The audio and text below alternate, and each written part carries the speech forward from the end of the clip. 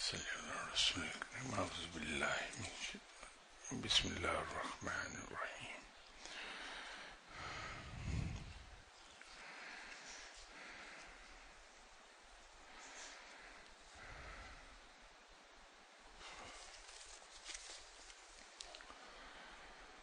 یہ سوال کسی صاحب نے پوچھا ہے کہ اپنے مرشد سے ملاقات کے بعد بعض اوقات تشنگی نامعلوم اداسی کا احساس ہوتا ہے، اس کی کیا وجہ ہے؟ کیا مرید کی طلب کا کاسہ بڑا ہوتا ہے یا مرید کو فیض لینا نہیں آتا؟ ایسی بات نہیں ہے، نہ تو مرید کی طلب کا کاسہ بڑا ہوتا ہے اور نہ یہ کہ مرید کو فیض لینا نہیں آتا، دونوں ہی باتیں نہیں ہیں، بلکہ یہ ایک انڈیکیشن ایسی ہے کہ آپ کا مرشد صاحب علم ہے اور اس کے پاس جو علم ہے وہ سارے کا سارا لدنی علم ہے۔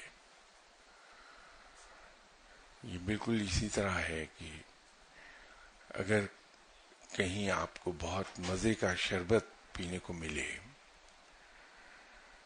تو گرچہ شربت پی کے آپ کا پیٹ تو بھر جائے لیکن نیت نہ بھرے، دل ہی چاہے کہ میں مزید پیتا رہوں، حالانکہ پیٹ میں گنجائش نہیں رہتی۔ تو جہاں سے علم لدنی آپ کو حاصل ہوتا ہے اور جہاں سے واقعتاً فیض جاری ہے، اس انسان پہ اور اس جگہ پر اللہ تعالیٰ کی رحمت ہے، وہاں جب بھی انسان جائے گا تو خواہ کتنی ہی زیادہ دیر کیوں نہ بیٹھا رہے، اٹھتے وقت اس کا دل یہی چاہ رہا ہوگا کہ میں کچھ دیر اور یہاں بیٹھ جاؤں۔ اسی طرح اگر اپنے مرشد کے پاس بیٹھا ہے تو آپ کے مرشد اگر صاحب علم ہے تو وہ آپ سے جتنی بھی بات کر رہے ہوں گے، خواہ وہ دنیاوی بات کیوں نہ ہو رہی ہو، اس کے پیچھے اس علم کا ایک زور ہوتا ہے، اس علم کی ایک فورس کام کر رہی ہوتی ہے۔ اس لیے آپ کے مرشد کی زبان سے نکلنے والی دنیاوی باتیں وہ بھی دل میں اترتی چلی جاتی ہیں۔ آپ ان سے دنیاوی مشورہ کریں گے، وہ جب دنیاوی مشورہ دیں گے تو اس کے پیچھے بھی ان کے اس علم کی فورس کام کر رہی ہوگی اور وہ مشورہ آپ کا دل تسلیم کر لے گا کہ ہاں اس پہ عمل ہونا چاہیے۔ تو وہ تشنگی اس بات کی ہوتی ہے جو میں نے شربت کی مثال آپ کو دی۔ تو ادروائز اس میں مرید کے کاسہ بڑے ہونے کی اور اس کے فیض حاصل کر لینے کی صلاحیت نہ ہونے کی بات نہیں ہے۔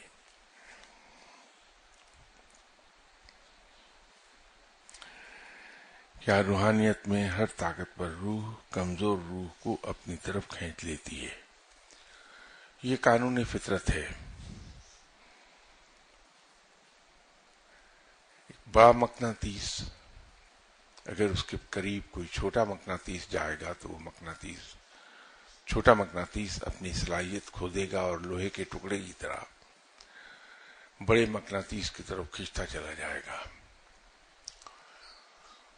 جب کوئی اسٹوڈنٹ اپنے پروفیسر سے ملے گا تو اسٹوڈنٹ کا علم نہ ہونے کے برابر ہو جائے گا اور اس پروفیسر کی طرف وہ اسٹوڈنٹ کھینچتا چلا جائے گا کہ وہاں سے علم حاصل ہوگا۔ تو ایک طرف بڑا لو جل رہا ہوگا، اس کے قریب چھوٹی آگ اگر جلے گی تو اس کی تپش محسوس نہیں ہوگی، اس لیے کہ وہ بڑا الاؤ جو ہے اس کی تپش اسے اوور ویلم کر لے گی چھوٹی آگ کی تپش۔ یہ قانون فطرت ہے اور یہ بری سینس میں نہیں ہے، بلکہ ایک اچھی سینس میں ہے کہ جب ایک کم علم انسان زیادہ علم والے آدمی سے ملتا ہے تو وہ اس کی طرف کھینچے گا، زیادہ علم والا آدمی اس آدمی پر چھا جائے گا، لیکن اس کے نتیجے میں کم علم رکھنے والے انسان کے علم میں اضافہ ہوگا، کمی نہیں ہوگی۔ اس طرح کم روحانیت رکھنے والا انسان اگر ایک بہت بلند پایا ولی اللہ کے پاس جا کے بیٹھے گا تو لگے گا ایسا کہ میں اپنا سب کچھ کھو گیا، لیکن در حقیقت ہوگا یہ کہ ان کی صحبت میں بیٹھنے سے یہ کم روحانیت رکھنے والا انسان روحانیت کے مدارج بڑی تیزی سے طے کرنے لگے گا۔ تو وہ فائدے کی بات ہے، لیکن اصولی طور پر اگر ہم بات کریں تو جس طرح سے ہم یہ کہتے ہیں کہ جزو کل میں مدغم ہوتا ہے، کل جزو میں کبھی نہیں ہو سکتا، تو اسی طرح کم علم والا آدمی زیادہ علم والے آدمی کو اوور ویلم نہیں کر سکتا۔ یہ قانون فطرت ہے، لیکن فائدہ یہ ہے کہ جب ہم اپنے سے بڑے لوگوں میں بیٹھتے ہیں، علم کے لحاظ سے بڑے لوگ، اقدار کے حساب سے بڑے لوگ، روحانیت کے لحاظ سے بڑے لوگ، تو پھر پانی کا بہاؤ بلندی سے نشیب کی طرف ہوتا ہے، پانی کا بہاؤ کبھی نشیب سے بلندی کی طرف نہیں جائے گا۔ تو یہ فائدے کی بات ہے کہ ہم جب زیادہ علم والے کے پاس بیٹھتے ہیں تو گین کرتے ہیں، زیادہ علم والا ہم سے گین نہیں کر پائے گا۔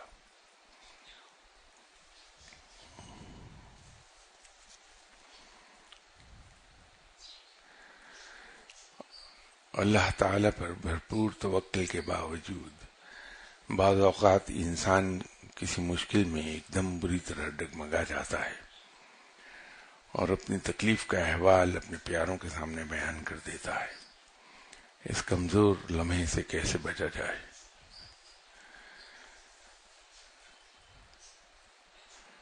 پہلی بات تو یہ ہے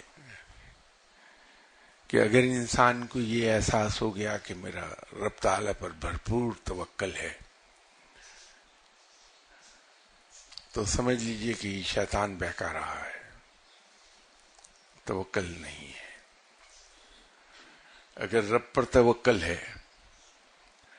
تو وہاں تو انسان، میں ایک لمحہ پہلے آپ سے کہہ رہا تھا کہ بڑا آگ کا الاؤ اگر ہے، اس کے قریب چھوٹی سی آگ آپ جلائیں تو اس آگ کی تپش کہیں نہیں جائے گی۔ تو جب انسان اپنے آپ کو یہ سمجھے کہ میں بڑا متوکل ہوں تو سمجھ لیجئے کہ شیطان بہکا رہا ہے۔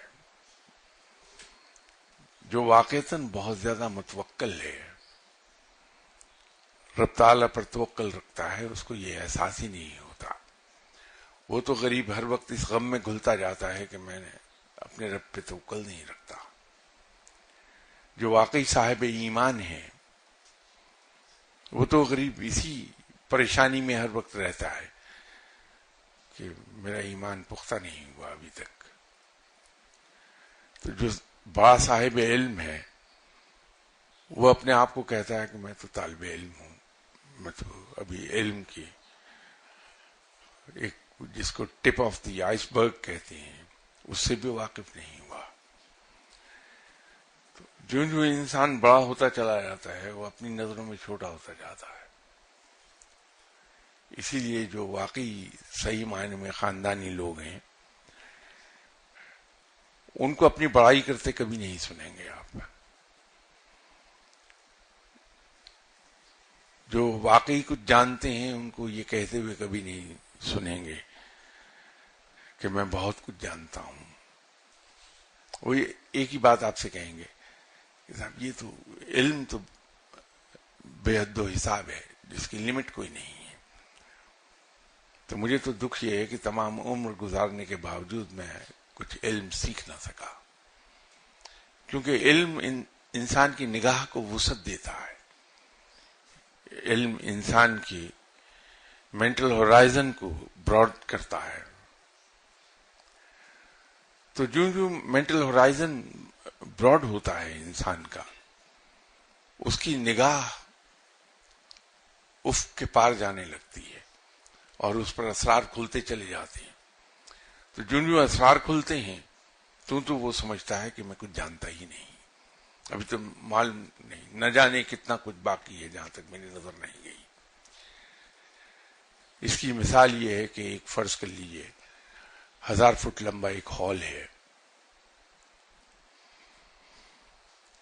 ایک آدمی پر اس ہال کا پہلا دروازہ کھلتا ہے اور ایک چھوٹا سا بلب وہاں اس کو آن کر دیتا اندھیرے میں کوئی کہ یہ دیکھ لو.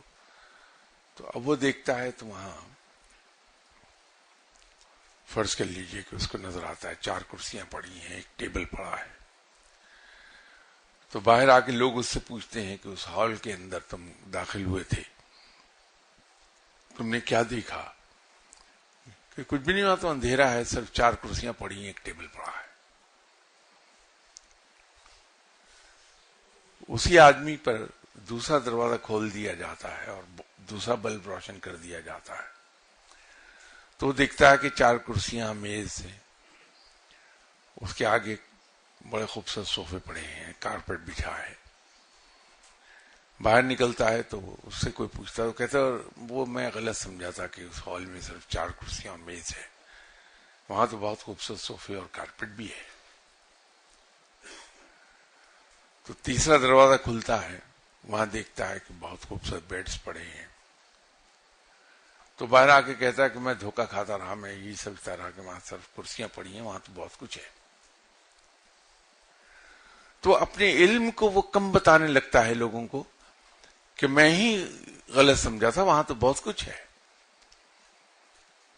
تو جو اس پر اس ہال کے مختلف حصے روشن ہوتے چلے جائیں گے، اس کا علم بڑھتا جائے گا اور وہ لوگوں کو بتائے گا وہاں یہ بھی ہے، یہ بھی ہے، یہ بھی ہے، یہ بھی ہے، وہاں تو بہت کچھ ہے، صرف میں دھوکہ کھاتا رہا کیونکہ میری نگاہ کام نہیں کر رہی تھی، اندھیرے میں نہیں دیکھ پاتا تھا.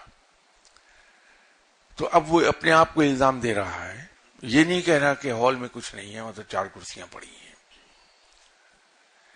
تو جو انسان کا علم بڑھتا ہے، انسان کی بڑائی بڑھتی ہے، بلندی کی طرف جاتا ہے. آپ دیکھیے کہ ہم اگر گراؤنڈ لیول پر کھڑے ہو کے دیکھیں تو ہمیں ہماری نگاہ کی حد جو ہے، جس کو ہم ہورائزن کہتے ہیں، جہاں زمین اور آسمان ملتے دکھائی دیتے ہیں، تو اگر کھلے فیلڈ میں کھڑے ہو کے ہم دیکھیں گے تو 3.5 میل دور تک ہماری نگاہ کام کرے گی. وہاں زمین اور آسمان ہمیں ملتے دکھائی دیں گے، یا یوں کہیے کہ افق ہمیں صرف 3.5 میل دور دکھائی دے گا. اگر ہم ایک بلند بلڈنگ پر چلے جائیں، پہاڑ کی چوٹی پر کھڑے ہو جائیں، تو ہماری نگاہ کی حد جو ہے وہ انکریز کر کے 11.5 میل ہو جائے گی کہ افق کی وہی لائن جو ہے، لائن آف ہورائزن، وہ ہمیں 11.5 میل دور دکھائی دے گی. اور اگر ہم جہاز پر اڑ رہے ہیں، آسمان پہ ہیں، تو جہاز میں اڑتے ہوئے جب ہم دیکھتے ہیں تو ہماری لائن آف ہورائزن جو ہے 27 مائلز ہوتی ہے، 27 میل دور. آنکھیں ہماری وہی ہیں جو پہلے ہیں، ہم بھی وہی ہیں، لیکن ہماری نگاہ دور تک دیکھنے لگی ہے تو فرق صرف ایک آیا ہے. وہ فرق ہے کہ ہم بلندی پر چلے گئے ہیں.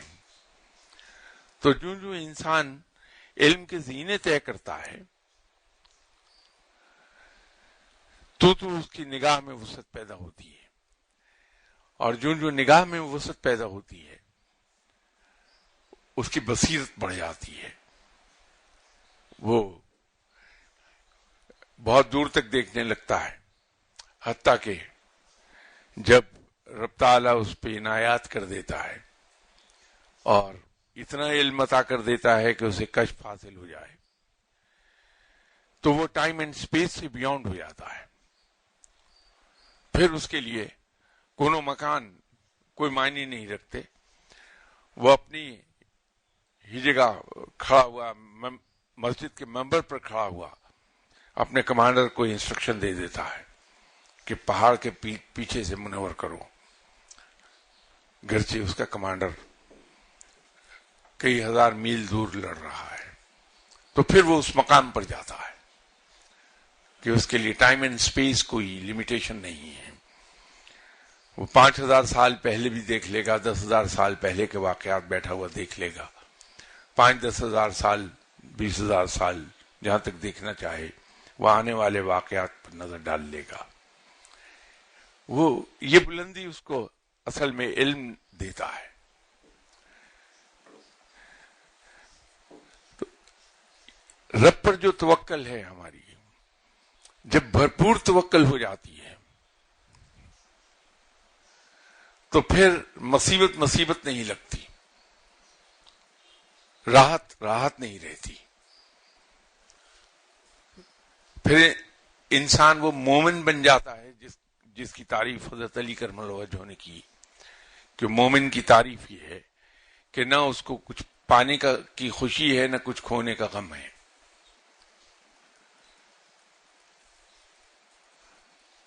تو جہاں شیطان ہمیں بہکائے کہ میری تو توکل رب پر بہت زیادہ، تو سمجھ لے کہ میں گیا، سب کچھ کھو گیا، کچھ نہیں ہے. تو شیطان کے چنگل سے بچتا رہے انسان.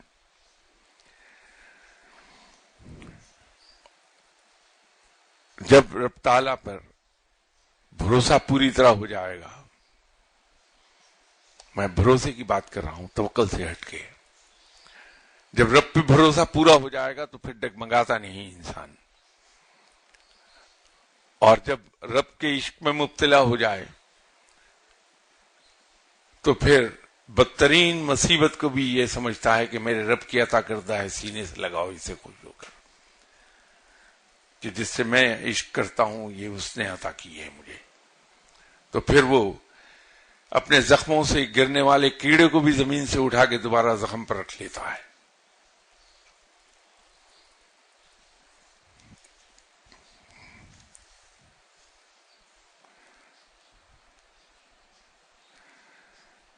تو اگلا سوال انہی صاحب نے کیا ہے کہ کیا مرید جب اپنے آپ کو بندگلی میں محسوس کرنے لگے تو اسے رہنمائی اور حوصلے کے لیے اپنے مرشد سے رجوع کرنا چاہیے.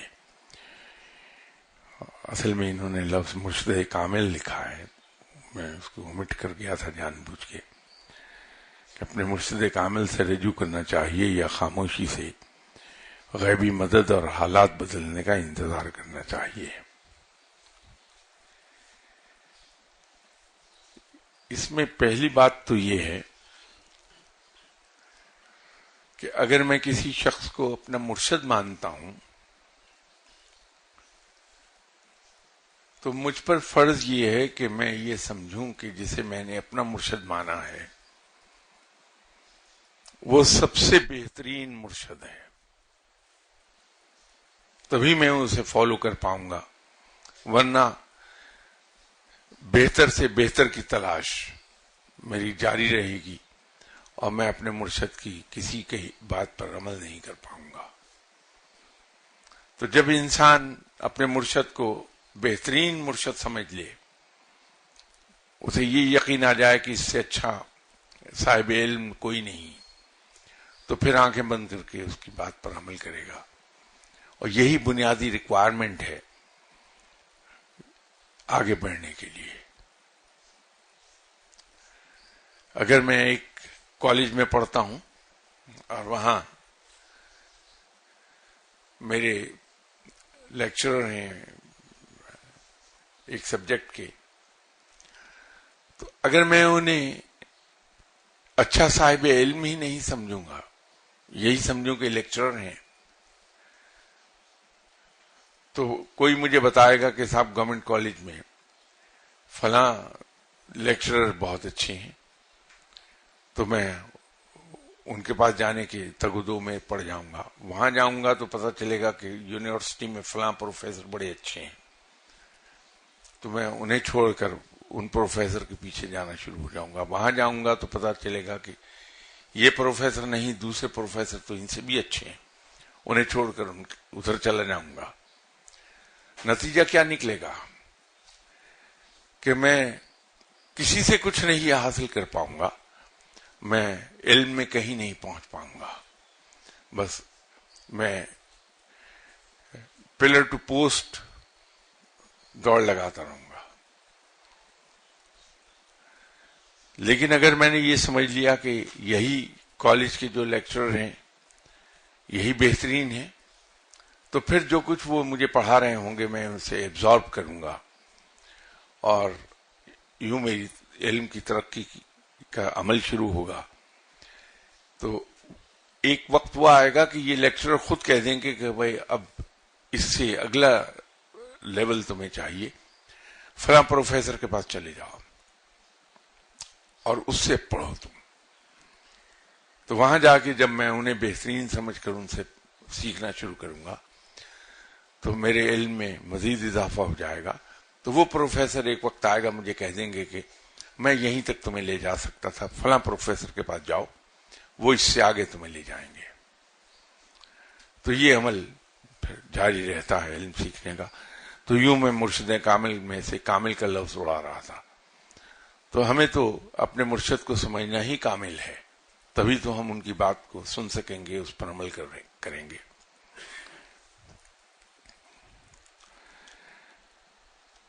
دوسری بات یہ ہے کہ اگر میں واقعی کسی صاحب علم کے پاس جا رہا ہوں تو میں بند گلی میں کبھی اپنے آپ کو محسوس نہیں کروں گا. میں اپنے مرشد صاحب سے اگر یہ کہوں گا کہ صاحب مجھے لگتا ہے کہ اس معاملے میں سٹک کر گیا، کوئی پیش رفت کر نہیں پا رہا میں، تو وہ فوری طور پہ مجھے گائیڈ کر دیں گے کہ اس سے نکلنے کا یہ راستہ ہے. تو بند گلی کبھی آ نہیں پاتی. اور اگر واقعی رب تعالیٰ نے ایسے حالات بنا دیے ہیں کہ وہ میری ٹریننگ کر رہا ہے کہ میرے اندر برداشت اور صبر پیدا ہو جائے، رب تعالیٰ میری ٹریننگ کر رہا ہے کہ اپنے رب کی دی ہوئی مشکلات کو ہنسی خوشی اپنے گلے سے کیسے لگایا جاتا ہے،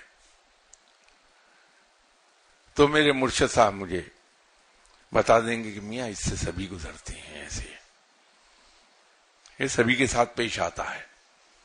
کچھ عرصے کی بات ہے، اس مل میں سے گزرنا تمہارا ختم ہو جائے گا اور پھر راحت ہی راحت ہے تمہاری. تو بند گلی پھر بھی نہ آنے پائی کہ مجھے پتہ چل گیا کہ یہ جو مشکل ہے میری، جو میں فیل کر رہا ہوں کہ میں بند گلی میں ہوں، یہ سب کے ساتھ ہوتا ہے. یہ در حقیقت بند گلی نہیں ہے، it's a part of training جو مجھ پر امپارٹ کی جا رہی ہے. تو بند گلی تو نہ ہوئی کہ میں انجام جانتا ہوں. بند گلی وہ ہوتی ہے جہاں مجھے یہ نہ پتا ہو کہ آئندہ کیا ہونے والا ہے. تو اگر میرے مرشد کامل ہیں تو وہ مجھے اس لمحے پر بھی تھامے رکھیں گے جہاں میں دوڑ دوڑ کر ہلکان ہو گیا ہوں، گرنے والا ہوں، اور ابھی میری دوڑ ختم نہیں ہوئی ہے. تو مجھے حوصلہ دیے رکھیں گے کہ چند قدم اور نکل جاؤ گے اس مشکل سے، فکر نہ کرو. تو بند گلی نہیں آتی مرشد کے ہوتے ہوئے.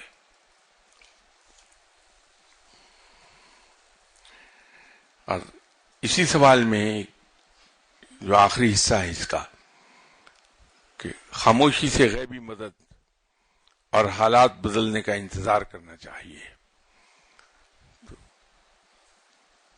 یاد رکھیے کہ روحانیت میں بے عملی بڑی سختی سے منع ہے.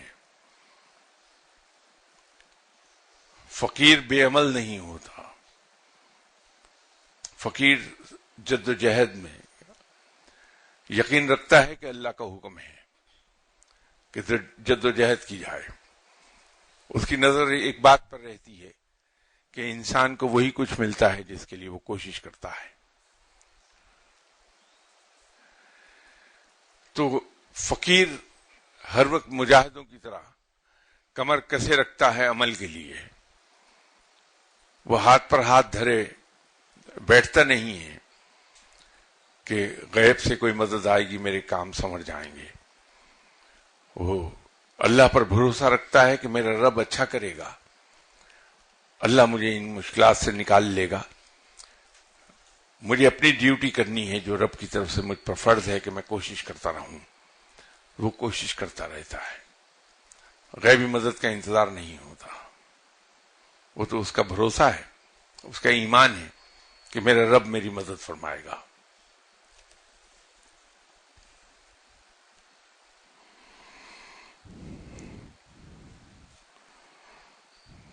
نیکسٹ کوشچن ان کا یہی صاحب کا ہے کہ اپنے تمام امور اللہ کے سپرد کر دینے اور اپنا معاملہ رب تعالیٰ کے سپرد کر دینے کے بعد بھی کیا کوئی فکر یا کاوش کرنی چاہیے یا بے نیاز ہو جانا چاہیے؟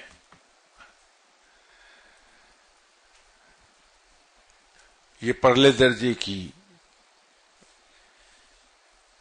بے ایمانی ہے، ڈس آنیسٹی ہے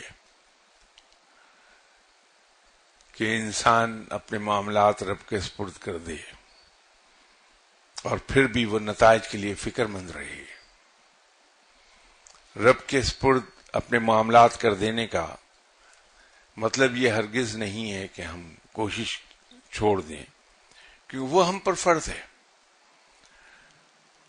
جیسے نماز ہم پر فرض ہے، ہم نماز کو ترک نہیں کر سکتے.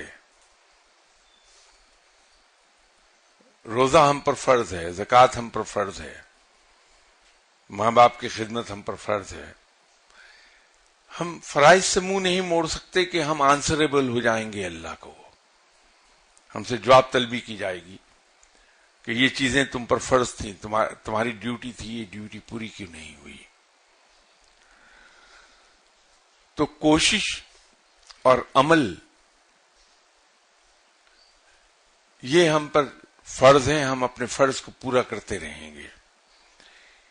لیکن اللہ کے سپرد کر دینے کا معاملہ یہ ہے کہ ہماری کوشش اور ہماری محنت کے نتیجے میں جو کچھ حاصل ہو جائے، جو بھی پھل مل جائے اس کا، خواہ وہ ہماری توقعات کے مطابق ہو یا توقعات کے خلاف، ہم اس کو قبول کر لیں ود اے اسمائلنگ فیس، ماتھے پر تیوری ڈال کر نہیں، بڑی خوش دلی کے ساتھ اسے قبول کر لیں. جو بھی نتیجہ آیا کہ یہ میرے رب کا عطا کردہ ہے اور یہی میرے حق میں بہتر ہے. یہ ہے اپنے معاملات کو اللہ کے سپرد کر دینے کا مطلب.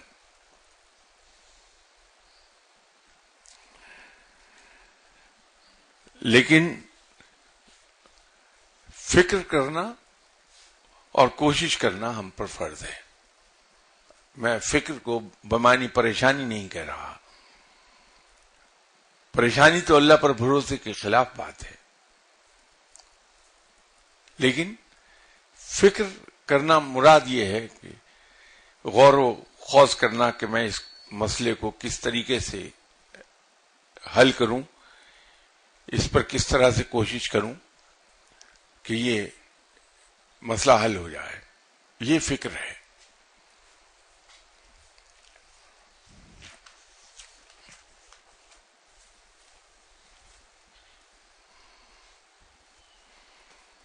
اب یہ اگلا سوال ان کا خاصا ٹرکی ہے، اور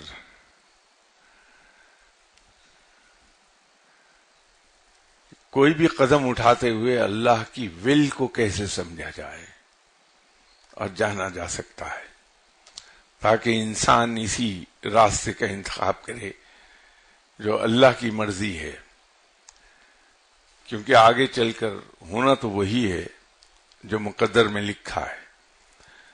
حتمی فیصلہ تو اللہ ہی کا ہوتا ہے.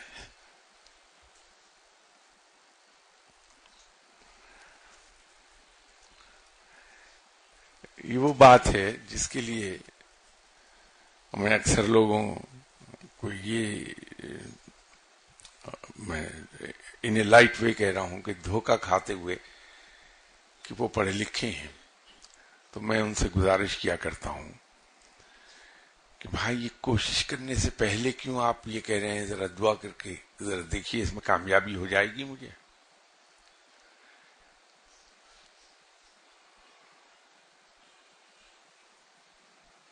یہ تو کوئی محنت نہیں ہے، یہ تو کوئی بھروسہ نہیں رب پر، یہ تو کوئی توکل نہیں ہے رب پر. سب سے بڑی بات یہ ہے کہ اس بھروسے کے خلاف ہے یہ بات کہ میرا ایمان ہے کہ میرا رب میری بہتری چاہتا ہے اور وہ وہی کچھ کرے گا جو میرے بہترین مفاد میں ہے. یہ ایمان ہے میرا. تو اگر یہ ایمان ہے میرا اور اس پر میں مضبوطی سے قائم ہوں تو پھر غم کاہے کا ہے؟ پھر تو مجھے اپنا فرض پورا کرنا ہے. در حقیقت انسان کو جب اللہ تعالیٰ اس پر یہ کرم کرے کہ یہ سمجھ آ جائے کہ میرا ایریا آف ریسپانسبلٹی کہاں جا کے ختم ہو جاتا ہے، میری ذمہ داری کہاں جا کے ختم ہو جاتی ہے اور اس سے آگے رب کا کام شروع ہو جاتا ہے. وہ جو لائن ڈرا ہوتی ہے، اگر وہ لائن ہمیں سمجھ آ جائے کہ وہ لائن ڈرا ہوئی بھی ہے کہ جب ہم نے بہترین صلاحیتوں سے کام لیتے ہوئے بہترین طریقے پر محنت کر کے بھرپور کوشش کر کے اپنا کام مکمل کر لیا، میری ڈیوٹی ختم ہو گئی، اب اس سے آگے رب کا کام ہے کہ اس کا پھل مجھے کیا دیتا ہے وہ. اور رب اپنے کام کو سب سے زیادہ بہتر سمجھنے والا ہے. اور اس کے ساتھ یہ ایمان کہ اللہ وہ کچھ کرے گا، میری محنت کا انعام وہ کچھ عطا کرے گا جو میرے حق میں بہترین ہوگا. یہ ایمان ہے، یہ پختہ یقین ہے رب پر ہمارا. تو پھر یہ کیا دیکھنا کہ اللہ کی مرضی اس میں کیا ہے. وہ تو یہ ہے کہ جو کچھ ہوا ہے وہی اللہ کی مرضی تھی، جو کچھ ملا مجھے وہی اللہ کی مرضی تھی، وہی اللہ کا فیصلہ تھا. تو یہ ادر وے راؤنڈ ہے جس کو ہم اپنے مفاد میں، جیسے اور بہت سی چیزوں کو ہم امپرووائز کرنے کی کوشش کرتے ہیں، ہم نے اس میتھڈ کو بھی امپرووائز کر کے یہ کر لیا کہ اچھا پہلے اللہ کی مرضی جان لو، پھر اگر وہ اللہ کی مرضی فیوریبل ہے تو ہم وہ کام کر لیں گے، ادروائز ڈراپ کر دیں گے. جبکہ مومن کا یہ کام نہیں ہے.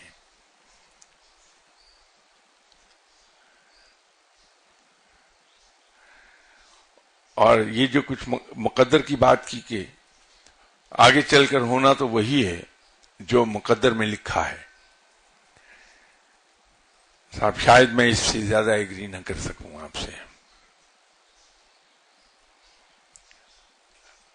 میں رب کا نائب ہوں اس زمین پر، اور میرا رب قادر مطلق ہے، اور اس سے بہتر انصاف کرنے والا کوئی نہیں ہے. تو یہ قرین انصاف نہیں ہوگی بات کہ قادر مطلق کا نائب مجبور محض ہو. قادر مطلق کا نائب کم سے کم نیم قادر تو ہو سکتا ہے، اور وہ اللہ نے ہمیں بنایا ہے.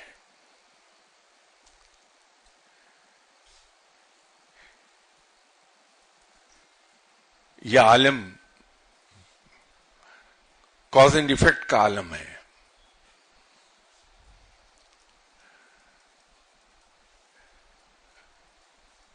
اس کو ہم عالم الاسباب کہتے ہیں اردو میں. وہ یاد آ گیا، اس وقت یاد نہیں آ رہا تھا. اسباب ہمیں اسباب پر جانا ہے، ہمیں ہاتھ پاؤں ہلانے ہیں. رب تعالیٰ مسبب الاسباب ہے، وہ اسباب پیدا کر دے گا، ہمیں ہاتھ پاؤں ہلانا ہے.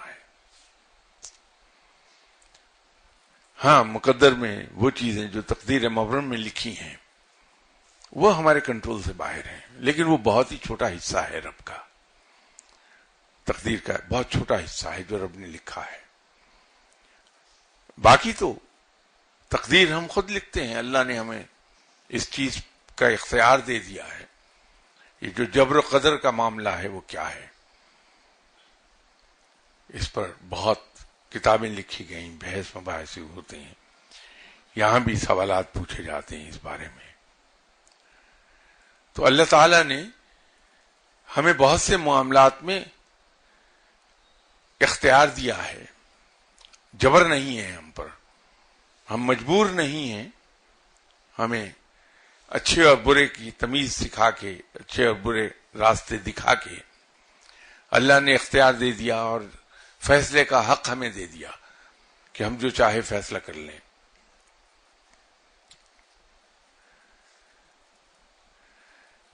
یہ جو سزا اور جزا کا نظام ہے یہ ہے ہی اس لیے کہ ہم با اختیار ہیں اپنے فیصلوں میں، قدم اٹھانے میں، اپنے عمل میں ہم با اختیار ہیں.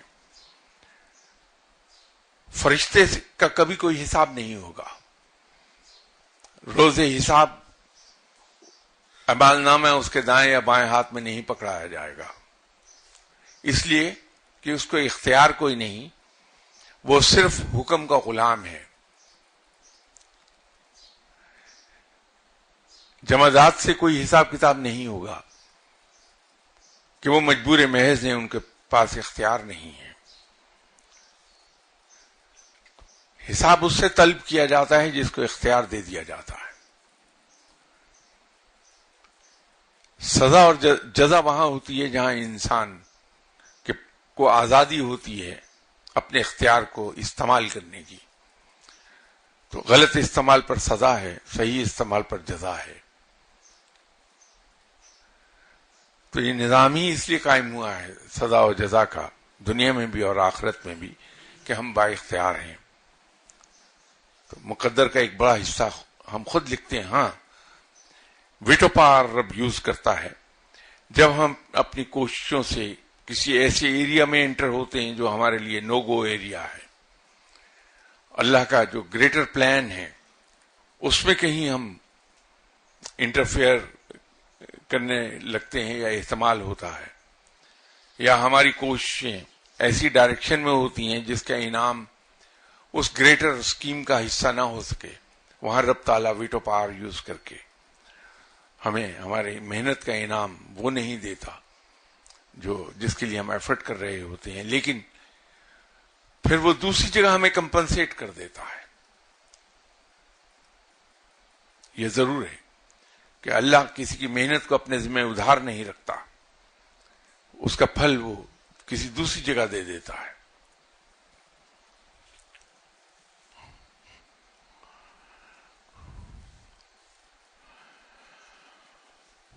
ایک اور ان کا سوال ہے کہ بعض اوقات کچھ بزرگ خلق خدا سے کٹ کر تنہائی کیوں اختیار کر لیتے ہیں حالانکہ مخلوق ان سے ملاقات کے لیے بے حد مشتاق ہوتی ہے.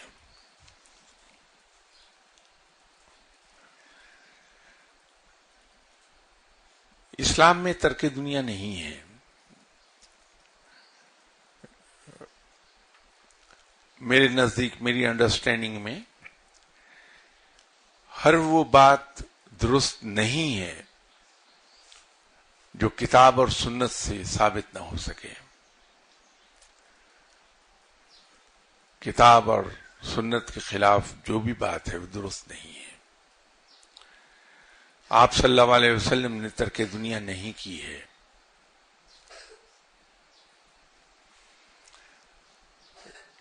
یہ اصحاب جو خلق خدا سے کٹ کے بیٹھ جاتے ہیں، دور ہو جاتے ہیں، اس کی ایک وجہ ہے.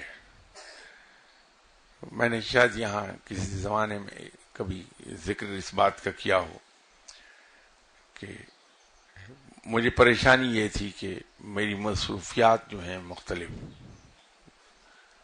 خلق خدا سے متعلق، وہ میرے فرائض کی انجام دہی میں خلل ڈالنے لگ گئی تھی. تو بہت اس پر میں اپسیٹ ہوتا تھا کہ یہ ہوگا کیا، کہ مجھے تو اپنے فرائض کے لیے اللہ کو جواب دینا ہے. میں ایک سرکاری کام کے سلسلے میں کراچی گیا، تو جمعے کے روز میں 12 بجے جا کے مسجد میں بیٹھ جاتا ہوں. تو کراچی میں جمعہ آ گیا واپس، تو میں آفس سے اٹھا اور مسجد میں چلا گیا. اس مسجد کا نام مجھے یاد ہے کہ اس کا نام شاید مسجد صدیقیہ تھا. اور 12 بجے سوائے میرے اس مسجد میں کوئی تھا نہیں. تو میں صف پہ بیٹھنے لگا کہ دل میں اللہ اللہ کرتا ہوں کہ زوال کا ٹائم ہے، اس کے بعد میں تحیۃ المسجد کے نوافل پڑھوں گا اٹھ کے. پھر تو بیٹھنے لگا تو سامنے دیوار پر ایک چارٹ مجھے دکھائی دیا. تو جو مجھے پریشان کر رہی تھی چیز، اس کا اصل میں جواب لکھا ہوا تھا اس چارٹ پر. تو میں نے قریب جا کے اسے پڑھا تو اس پہ یہ تھا کہ آپ صلی اللہ علیہ وسلم نے